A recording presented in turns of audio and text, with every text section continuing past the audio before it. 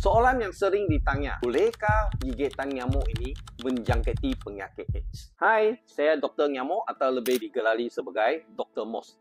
Setahu kita, apabila nyamuk dia menggigit kita, probosisnya terdapat lebih kurang 6 jarum. Di mana 6 jarum ni dia dibahagikan kepada jarum yang menyuntik air liur dan jarum yang menghisap darah. Dia adalah 2 jarum yang berlainan. Dengan ini, dia tidak seperti suntikan jarum bagi penagih dada di mana mereka kongsi jarum, 1 jarum suntik dan sedut. Yang menyebabkan penagih dada ini boleh dijangkiti oleh penyakit AIDS apabila dikongsi jarum. Tetapi nyamuk ini gigitannya walaupun dia kongsi jarum tapi jarum yang berlainan, 1 suntik 1 sedut. Maka darah yang mempunyai penyakit AIDS ini tidak akan disuntik ke host atau rumah lain dan dengan ini dia tidak dapat menjangkiti penyakit AIDS apabila nyamuk menggigit kita. Kalau anda rasa video ini berguna, maka sila like, komen and share video ini.